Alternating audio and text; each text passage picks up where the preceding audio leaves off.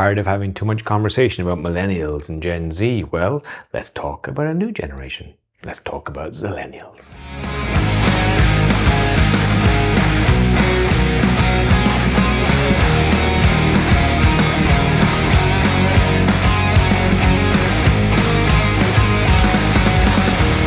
Hi, my name is Ken Hughes and welcome back to the channel. Today we're going to talk all things generational. We have a habit of looking at consumer generations in 15-year bands. So you've got like Gen X, who were born from the mid-60s through the 70s. You've got the millennials, the 80s through the 90s. And so we have these 15-year bands, but actually, of course, in a 15-year band, there's a lot of nuance. And it's not as if on New Year's Eve, suddenly, a whole generation shifts its social, cultural, and consumer expectations. It happens gradually. It's much more nuanced. And the millennials, of course, were the cool kids for a while on the circuit. They were the white wire generation. But today, millennials are in their mid-40s. They've got 10 and 12-year-old kids. They've got graying hipster beards and abs that have disappeared and have now dad bods. And so this idea that they're still young people is very wrong.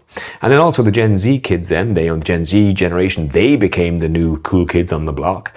And when you think about Gen Z, you think about, TikTok and Snapchat. But of course, the older Gen Z kids didn't grow up with those social media. They grew up with Facebook on a desktop. And so there is nuances between those 15 years. And while we look at generations to try and kind of get an idea of how to best communicate to the next consumer set, I think it's important that maybe we consider how we would move those 15. And you can stay with the 15-year age band, but perhaps we should slide it, because actually I've come up with a new name for a generation that I think is much more usable from a brand strategy point of view, and I call them Zillennials. And the Zillennials are basically the older Gen Z group and the younger millennials, because actually the younger millennials, kind of if you divide the 15-year band of millennials in half, the younger millennials are still under 40. They're in their 30s. They're pre-family, and they have more in common with the older Gen Z demographic than their millennial counterparts. And the same thing is true of Gen Z. They have more in common, those older Gen Z kids, with the younger millennials than they do with the younger Gen Z. And so if you put those two together, you end up with this Zillennial generation. And the Zillennials were born from 1987 to 2002, and they are a generation that has not moved from analog to digital like millennials did. They've grown up inside the digital reality,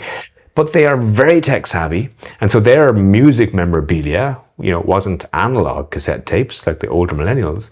The Zillennial music memorabilia will be CDs and iPods.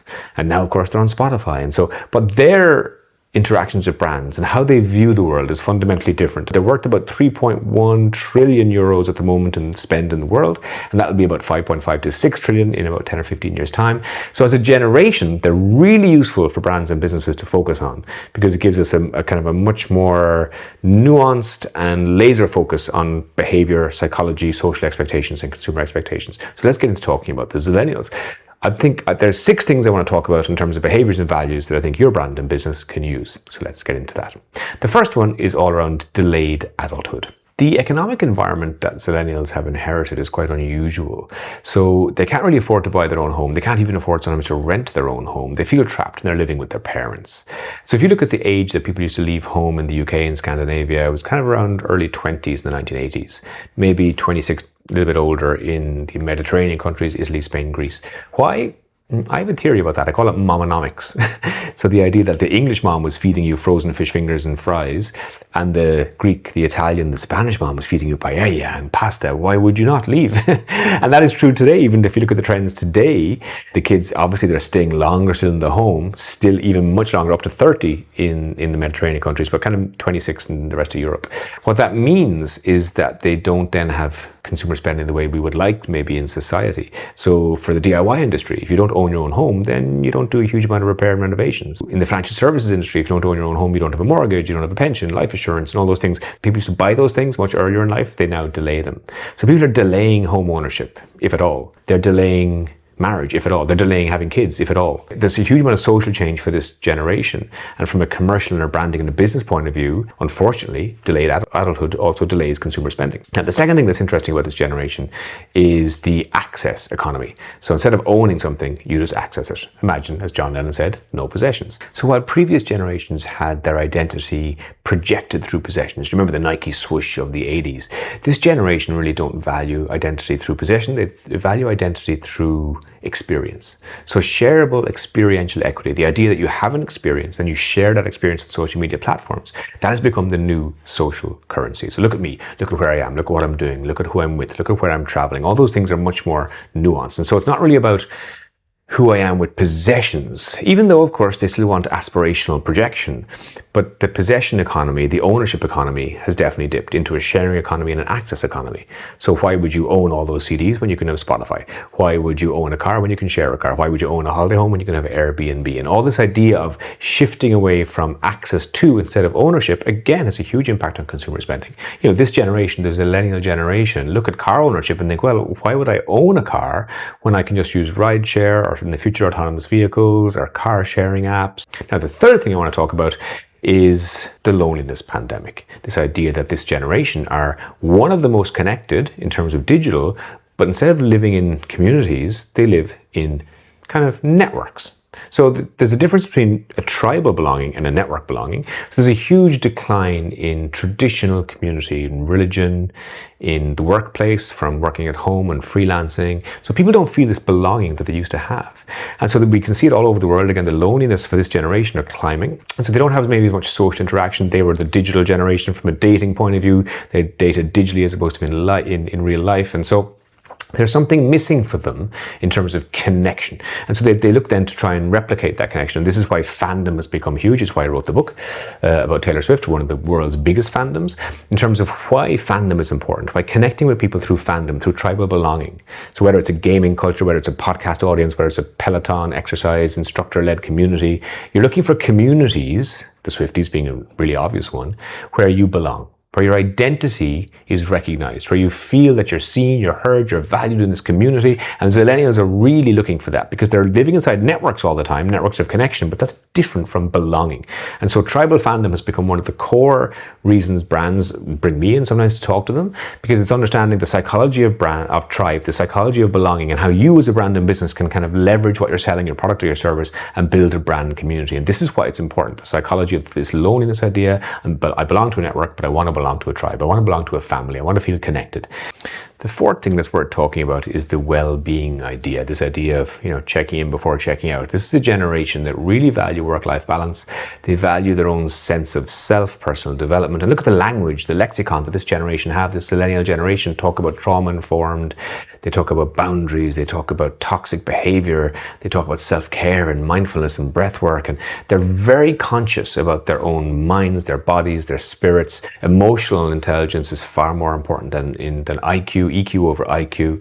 And so this is a generation that brands now have new opportunities to talk with. They have new opportunities to kind of invite them in. And actually, that was a wonderful expression one of my research subjects recently used. She was talking about brands that she bought, and she said, the brands that I invite into my life. And I thought, wow, what a great way of putting it. The brands that I invite into my life. This is about shared values, shared meaning, shared purpose. And so the Zillennial generation are looking at brands and businesses and saying, well, what are your values? What is your purpose in life? And do you align to me? And if you do align to me, then I kind of consider you. I think about maybe we could have a relationship. We can have this relationship. And so I think from a commercial and a corporate point of view, we need to have a look about, the wellness and mindfulness. They aren't just like trends or fads.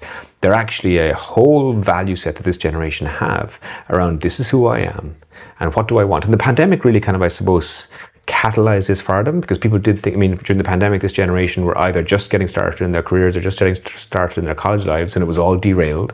And so they thought about, well, who am I? What do I want? What do I want from work? What do I want from life? And so they're very, very conscious about their own mental health. And they want to have those conversations with employers, with brands. And as a brand, then if you step into that space and you acknowledge them and their values and their meaning and their purpose, and you match those together, then you start that emotional entanglement that I always talk about in terms of customer experience relations. The fifth one we want to talk about is the desire to break free, flexibility and freedom. This generation, it's been very unpredictable for them. They've lived through all sorts of wars and COVID pandemics and things. And so they do value freedom and flexibility. It's why van life is such a strong aspect of their lives. They want to work wherever they want. Many of them are freelance. You see them in coffee shops all the time working. And so this idea of going to the same office every day, or even having a home, is a kind of like a millstone around your neck. They want to be able to be flexible, to have the geographic freedom to live where they want, to work where they want. And that has impacts then on businesses, because that's why the subscription economy is so popular. They don't want to own stuff, going back to our earlier point. They want subscriptions, but they also want subscriptions that are flexible, that maybe you can cause, how you can maybe gift your month subscription to someone else. They don't like strict terms and conditions, 12-month contract, 24-month contract. That doesn't suit this generation at all. They're looking for flexibility. I call it the Tinderization of society. They grow up in a world of Tinder and Hinge where it's swipe left, swipe right, and they're ready to swipe left on your brand. If it doesn't suit them anymore, if any situation, whether it's a romantic relationship or workplace, swipe left, I'm gone. And so they really are quite quick to move on. And so if you want a relationship with these people, then you need to understand, well, you have to be offering freedom and flexibility. Same for employee experience, but very true of customer experience. No friction, easy customer journeys, and nothing about the old way of like locking a customer in. I always think that, I talk about customer retention with I've never liked the word retention. It kind of sounds like, if it was dating, does this hanky smell like chloroform to you? Like you're trying to hold and kidnap a customer. The final value that's relevant to them is authenticity. You have to keep it real. They don't want rainbow capitalism or this corporate greenwashing or fake. They're a generation, they've grown up in digital, and remember they can fact check everything immediately, and they do. And so from a corporate point of view, as you step forward and say, oh yeah, we're with the cool kids, it's very obvious that you're not. And again, they're looking for real experiences. You won't find them in Starbucks. You'll find them in a bohemian independent coffee shop. You won't find them in a quick serve restaurant. You'll find them at street food. And so they're looking for authentic connections with producers, with brands. That's why boho brands and smaller brands. So it's kind of a depth and scale idea now. They want depth of connection. They don't want the same as everybody. That's why hyper-personalization is really important for this generation as well. And so think about how you can be authentic in your communications, authentic in your product proposition, and kind of steer away from that corporate communication language that we've been using for a while, because they see through it really fast. And you need to be genuine. You need to offer them something unique. And that's why, as I said, AI is going to really power that hyper-personalization piece and make all our customers feel seen, heard, and valued, but hopefully in a really authentic, genuine way. So those 6 things are really important for the Zillennial generation. Number 1, delayed adulthood. Number 2, the access economy. Number 3, tribal belonging. Number 4, well-being, mental health. 5, flexibility, freedom. And 6th, authenticity. If you deliver all those to that generation, then you start to develop a relationship. And that's the important thing, because Zillennials aren't looking for transactions. They're not looking for products and services. They're looking to belong. They're looking for identity. They're looking for purpose and meaning. And you need to give that to them. Once brands step into that space, you move away from that kind of transactional economy piece into deep relationship. And it's so important as we head into agentic AI to have genuine, authentic relationships with your customers so that they call for your brand in this new AI autonomous humanoid robotics world. Until the next time, I'm Ken Hughes.